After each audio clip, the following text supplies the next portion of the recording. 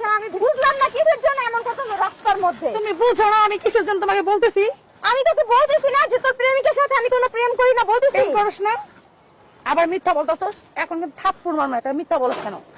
এই মিথ্যা বলছ কেন? বলে থাপ্পড় দিব আমারে, ক তুই আমারে খাওয়াস পড়াস, থাপ্পড় দিবি? থাপ্পড় দিলে তুই কি করবি? তোর থাপ্পড় দিবি দিলে বা কিসের জন্য আমি তো বুঝলাম না। থাপ্পড় দিলে তুই কি করবি? দিবি বা কেন? তুই থাপ্পড় দিব দিলে না, কি আমি দিতে পারি তোর না? লজ্জা করে না যে আরেকজনের প্রেমিকের সাথে তুই প্রেম করস?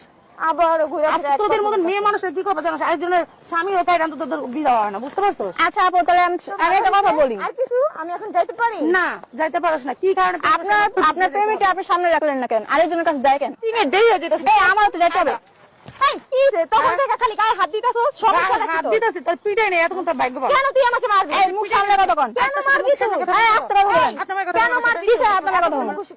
কেন মারবি? এক মুখ খুলে কথা বলে কি হইছে? আমি কি তোর মতো চুরি করছি যে আমার মুখ খুলে কথা বলতে শরম করব? তোর তো শরম করব। তোর কি চুরি করছিস সেটা বল। তোর লজ্জা করে না যে আরেকজনের বয়ফ্রেন্ডের সাথে তুই প্রেম তোর করছিস? বয়ফ্রেন্ড আমার কাছে কেন আসে?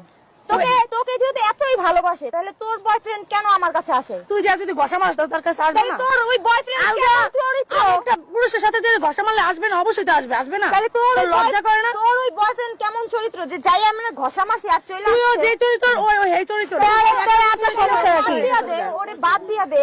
অবস্থা এক চরিত্র হয়ে গেছে, ঠিক আছে? তাই আর নাকি? তোদের মতো মেয়ে মানুষের ছেলেদের চরিত্র নষ্ট করে, তাই ঠিক নাকি? আছে? অনেক ভালো হইছে। ছেলেরা ভালো থাকে যে তোরা ভালো আচ্ছা রাজু যে বলেন যদি রাজু ছেড়ে দেয় তাহলে ও ছেড়ে দিবে। এই তুই থাক। এই আপনি একদম চুপ কথা করেন। বলবি না। আপনি চুপ করেন। আঙুল নামাই আবার তোদের সামনে আঙুল নামাকে কি তোদের সাথে তুই এতই ভালো। চরিত্র ভালো না, কথা সাবধানে বলবি। আর সাবধানে বলবি।